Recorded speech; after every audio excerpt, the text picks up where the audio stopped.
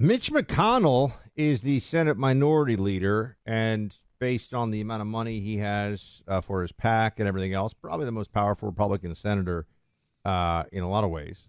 And he had an event, and I'm just going to let you listen to how that event went over the weekend. Play 4. Now, it's a good thing. It's a good thing we have a Republican General Assembly keeping the governor in check. And fighters like Jamie Comer and Rand Paul in Washington holding Biden accountable. And in the Senate, I'm working to make sure Kentucky punches above its weight. I fought for millions to rebuild East and West Kentucky after the disaster struck, and I'm making sure our heroes in law enforcement get what they need to crack down on crime and plug the holes in Biden's open borders. When we send a united Republican government to Frankfurt this fall, we can finally put a stop to the defund the police movement. We can make sure our farmers and coal miners are taken care of. And we can help the middle-class families who are struggling in the Biden-Beshear economy. So this November, remember who gives Andy his marching orders. It's Biden and the same radical Democrats who want to weaken our troops, ban our gas stove, and turn the country into a socialist nation. Biden and Beshear aren't working for Kentucky. Andy might as well be on the White House payroll. And it's high time he was honest about it. The Kentuckians won't fall. I mean, Clay, people, if they're having a hard time hearing it, that's the point is, for 5 minutes at his own event, he was heckled by people shouting retire and shame on you after his situation where he spaced out. Remember that? Yeah, so do we know, Buck, and I heard this audio, are these Republicans or did Democrats just storm the event and heckle him? Because, look, I know Mitch McConnell is not very popular with all of our listeners in Kentucky.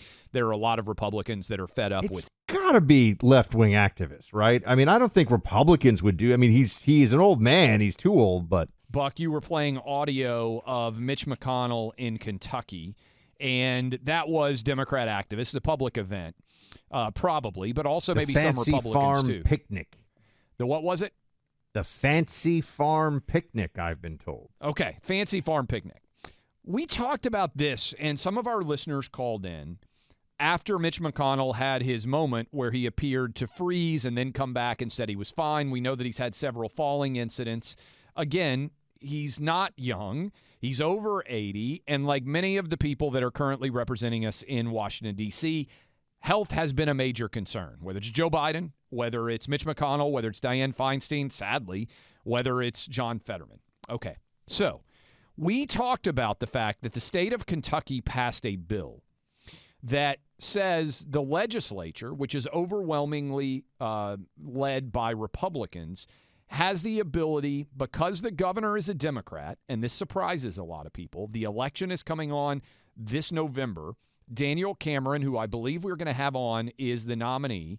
We're going to have him on this week. He's running against Beshear, who is the sitting Democrat governor seeking re-election. He won in an upset in 2019. He's now seeking to be re-elected in 2023. So the issue here is, and I think this is a big deal that a lot of you need to pay attention to, why is Mitch McConnell's health such a focus? Why have Democrats really dove into Mitch McConnell? When you think about it, Dianne Feinstein's obviously far worse off. She's 90. She's still representing California. John Fetterman can barely talk. He's still representing Pennsylvania. It's because the governor of Kentucky, Andy Beshear, has said publicly that he does not believe that the law that was passed by the Kentucky legislature is actually constitutional. And that law requires that the governor appoint someone from a list of 3 nominees that would be provided by the legislature in the event that a Republican has to step down and you have a Democrat in the governor's office or vice versa. Andy Beshear has said he doesn't believe this is constitutional because it replaces the prior authority that the governor had to select someone of his own choosing. Why is this significant? We are basically at a 50-50 Senate, Buck.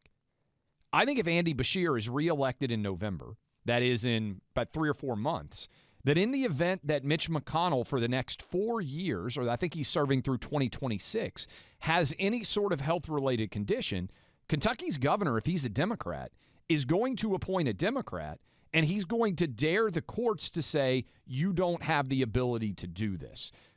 Meaning there may be a void in terms of who's representing there while there's a court, or that Democrat may even be allowed to get seated. So I would just impress upon all of our listeners in Kentucky, your governor does not believe that the law that was passed to allow a Republican to succeed Mitch McConnell is constitutional.